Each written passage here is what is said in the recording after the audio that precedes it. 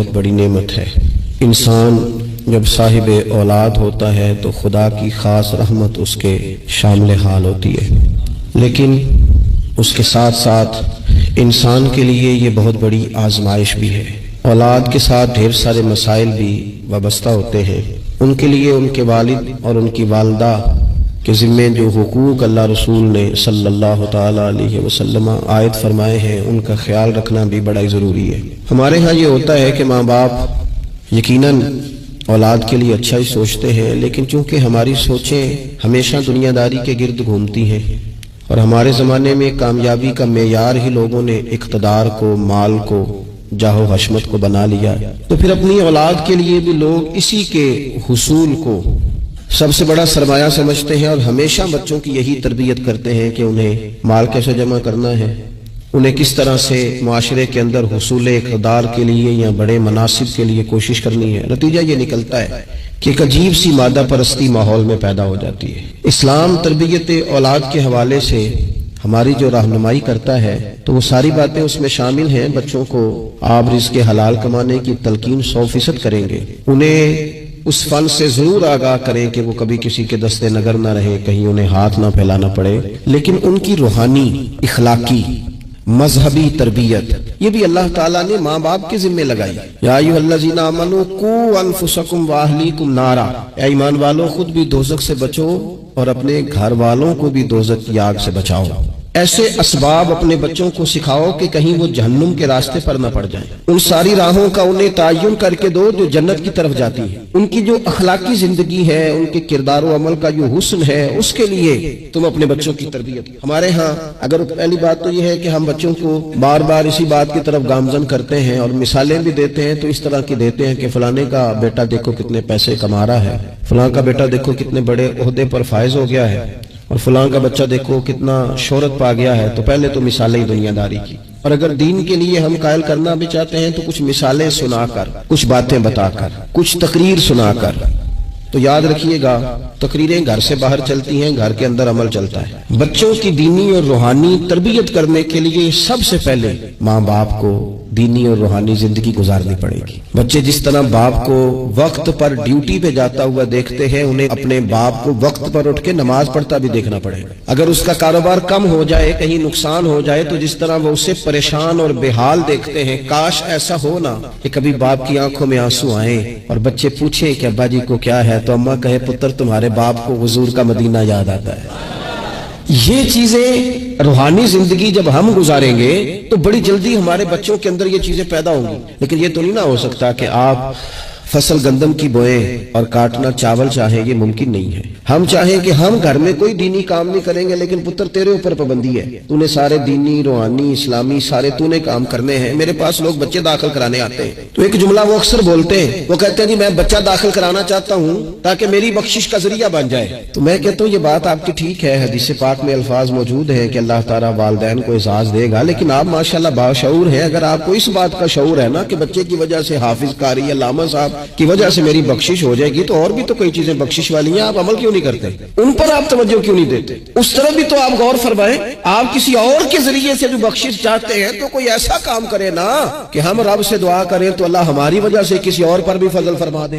لیکن ہم اپنے آپ کو تبدیل نہیں کرنا چاہتے، اپنے اندر تبدیلی نہیں لانا چاہتے۔ ہم کوئی سویرے اٹھ کے کچھ مصلی کو، عبادت کو، اللہ کو ٹائم نہیں دینا چاہتے۔ ہم گھر میں سچ نہیں بولنا چاہتے۔ کیا ہمارے بچوں کو خبر نہیں ہے کہ ہم موبائل پہ کیا دیکھتے ہیں؟ کیا بچوں سے یہ بات چھپی ہوئی ہے کہ گھر کے اندر جو مال آتا ہے وہ کس طرح کا ہے؟ کیا ہمارے بچے نہیں دیکھتے کہ ہمارے باپ کا رویہ ہماری ماں کے ساتھ کس طرح کا ہے؟ کیا وہ چیزیں بنظر غائب غور سے ملاحظہ نہیں کرتے کہ ہماری اماں کا رویہ اپنے میکے کے حق میں کیا ہوتا ہے اور باپ کے والدین کے حق میں کیا ہوتا ہے؟ وہ ساری چیزیں جو ہمارے گھر میں ہو رہی ہوتی ہیں وہ بغیر ہمارے بتائے بچے اسے سبق لے رہے ہوتے ہیں۔ اس رستے کے وہ مسافر ہوتے ہیں جس رستے پر میرے گھر والے چل رہے ہوتے ہیں۔ تو اپنے بچوں کی اخلاقی تربیت کے لیے سب سے پہلے تو گرمیوں میں دوپہر کو سارے لوگ کے گاؤں میں سویا کرتے تھے، تو ایک بچہ، ایک نوجوان موٹر سائیکل پہ نا، اس نے بڑا سخت ہارن لگایا ہوتا تھا۔ تو وہ لاڈلا بچہ تھا، اپنے ماں باپ کا اکلوتی اولاد تھی، تو وہ گلی سے گزرتا تو میری والدہ بڑی ناراض ہوتی، کئی دفعہ برا بھلا بھی کہتی کہ اس کو شرم ہی نہیں آتی، یہ سوتوں کو جگا دیتا، اتنا سخت ہارن لگا دیا ہے۔ پھر کچھ عرصے کے بعد اس نے وہ ہارن کھیڑ دیا،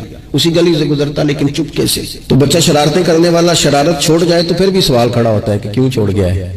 تو اماں جی کہنے لگی انہوں پوچھتے سے کی ہویا سو. میں نے اس سے ایک دن کہا کہ خیر ہے, تو مجھے کہنے لگا بھائی جان میرے گھر میں بیٹی پیدا ہوئی ہے. تو میری والدہ نے مینوں تھپکی دے کے کہ پتر ہے ہارن لا چھڑ تیاں دے پیو انج دے کام نہیں کرتے. میں اب صاحب اولاد ہوں, تو اگر میرا کردار اس طرح کا ہوگا تو پھر لہجہ کیا ہوگا.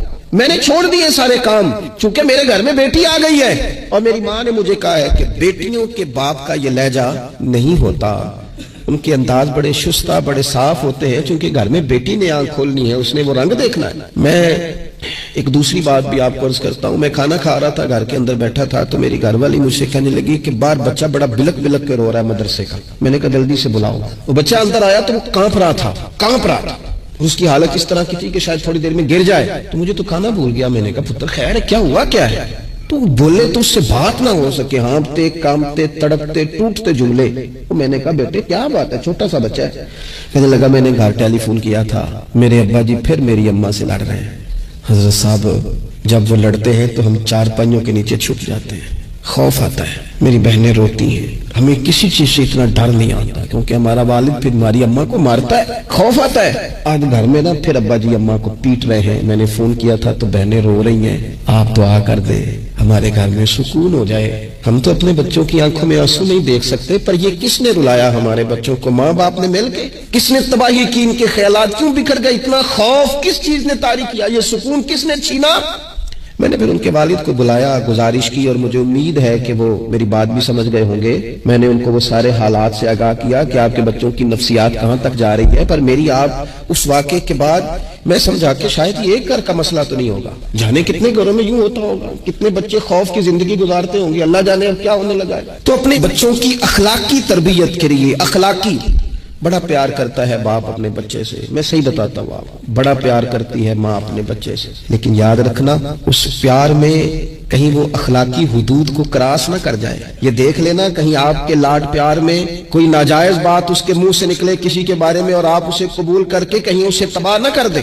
باپ میں نے دیکھا ہے یہ کام کرتے ہیں کہ بچے نے اگر کبھی کوئی تحفہ مانگ لیا ہے اور موقع آ گیا ہے تحفہ دینے کا, تو باپ اوور ٹائم بھی لگاتا ہے. والد کہتا ہے اپنی فیکٹری کے مالک سے کہ میں تھوڑے تھوڑے کٹوا دوں گا, پر مجھے بچوں کے لیے گفٹ خریدنا ہے, ان کے کپڑے بنوانے ہیں.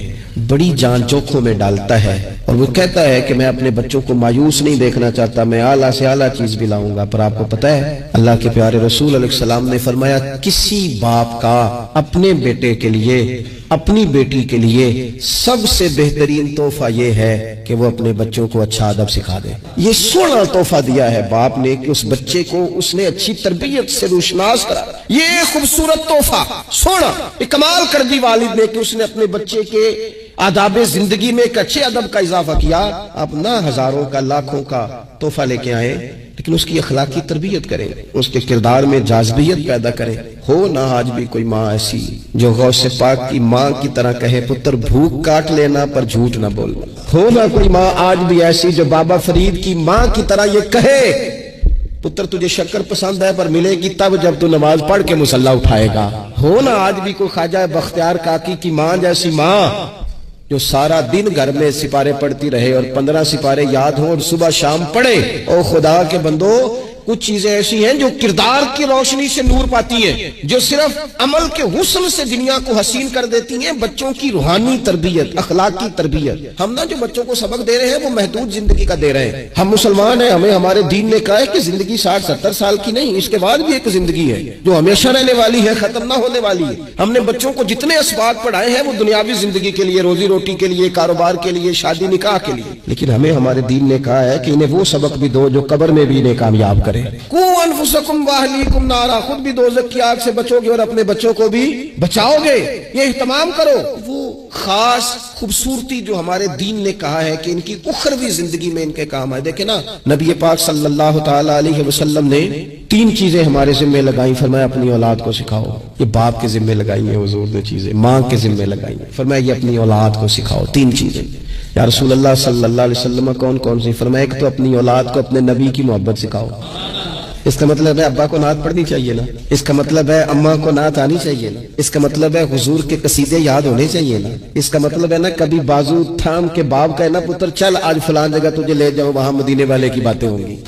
اس کا مطلب ہے کہ اسے باپ کو ان سارے رستوں کا تعین, تو بیٹے کا بازو تھام کے اسے کتنی جگہوں پہ لے گیا ہے. چل ایک دن یوں بھی کہا تھام اس کا بازو اور اسے حضور کے مدینے میں لے جا کر محبوب کے سامنے کھڑا. فرمایا اپنے بچوں کو اپنے نبی کی محبت سکھاؤ, اور فرمایا دوسرے کام یہ کرو کہ اپنے بچوں کو اپنے نبی کی اولاد کی محبت سکھاؤ. سکھائی حضرت عمر نے جناب عبداللہ کو, عبداللہ ابن عمر کو محبت, تو پھر انہوں نے محبت کی.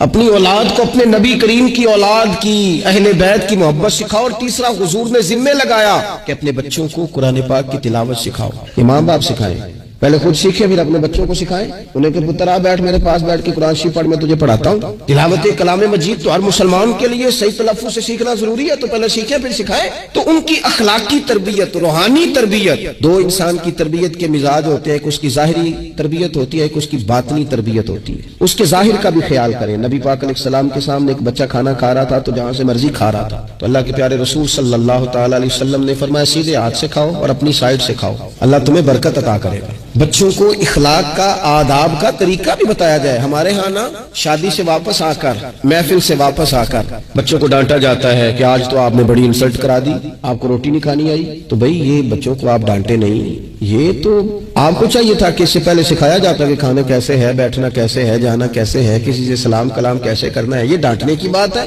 یا استاد کو چاہیے تھا کہ اپنی کارکردگی پر غور کرتا, بجائے اس کے کہ اپنی کارکردگی کو دہرایا جائے.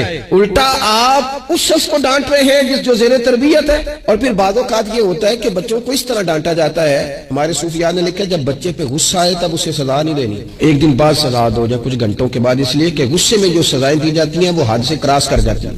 بچوں کو مناسب انداز میں سزا دینا بھی شریعت میں موجود ہے. سب سے زیادہ حضور پیار کرتے ہیں امت سے, لیکن نبی پاک صلی اللہ تعالی علیہ وسلم نے فرمایا 7 سال کے بچے کو نماز کا کہو اور 10 سال کا نہ پڑھے تو سزا دو. اسے مناسب حد تک تنبیہ کرو, سزا دے کے بھی پڑھاؤ.